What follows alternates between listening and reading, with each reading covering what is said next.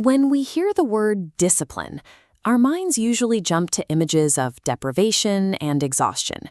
We picture a drill sergeant screaming in the rain, a monk fasting in a stone cell, or an athlete pushing through the pain to shave seconds off a clock. We associate the word with brute willpower and harsh consequence. Yet, we use that exact same word to describe something different. Walk onto any university campus, and you will find students and professors going about their days, studying in the disciplines of biology, history, or English literature. This conceptual visualization illustrates a common critique of higher education, that academic disciplines operate as isolated silos.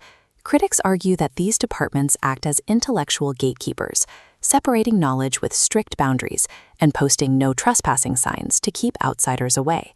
This creates a semantic trap. Because the word discipline carries heavy, punishing cultural baggage, we intuitively assume that an academic discipline must also be a rigid structure designed to restrict us. To understand how human knowledge actually advances, we have to look past the modern assumptions of the word. We have to untangle this idea that academic structure equals isolation, and we can do that by looking at the shared DNA between three figures: the soldier, the stoic, and the scholar. The Oxford English Dictionary traces the Latin terms discipulus and disciplina to instruction and the pursuit of knowledge. Higher up the page, the meaning fractures. By the 13th century, the Church adopted the term for penance, redefining discipline as a physical act, mortification, fasting, and suffering. A few centuries later, the military co-opted the word. By the 15th century, military discipline emerged as a system of strict compliance. It became synonymous with following orders, holding formations, and enforcing external boundaries. We can see why this strict definition was necessary by looking at the American Revolutionary War. George Washington's Continental armies started out as a loose, chaotic collection of local militias. Unorganized and lacking standard procedures, they suffered heavy defeats against the highly structured British Empire. That changed when Baron von Steuben arrived at Valley Forge.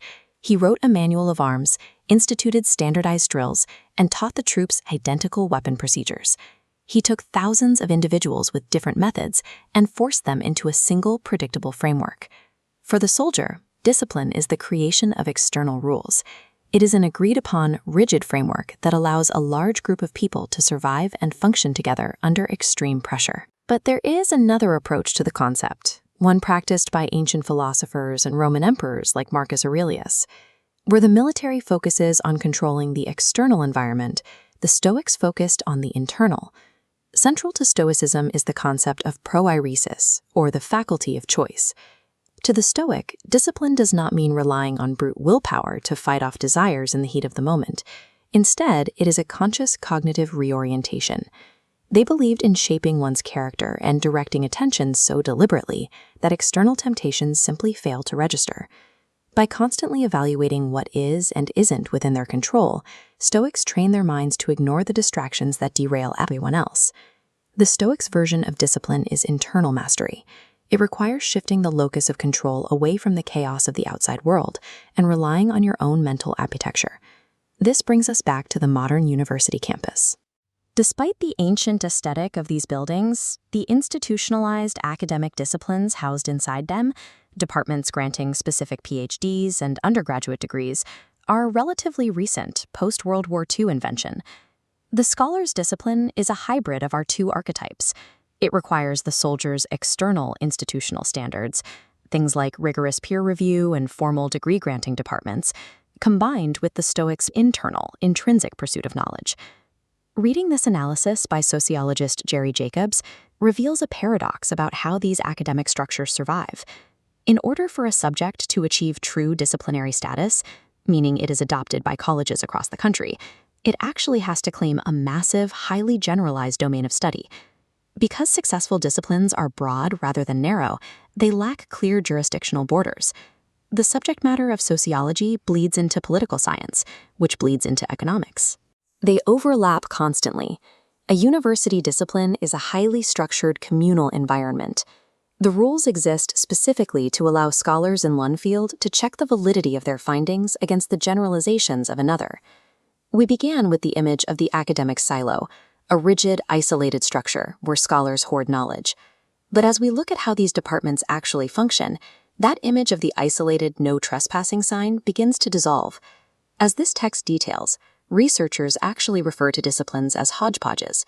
They are dynamic, competitive entities that evolve as scholars splinter off to explore new, highly specialized areas of inquiry. Rather than concrete silos, Jacobs describes the academic ecosystem as a shared dormitory. Because the boundaries are poorly defined, scholars are constantly raiding each other's closets, borrowing ideas, techniques, and methodologies to push their own research forward. The strict rules and rigorous peer reviews create a stable environment for this exploration. This institutional control serves as a safety net, allowing scholars to venture into the unknown while maintaining a connection to a shared standard of rigor. The soldier, the stoic, and the scholar all share a single goal: applying structure to chaos. In academia, a discipline serves as a standard of rigor that enables humanity to collaboratively navigate the blurry frontiers of truth.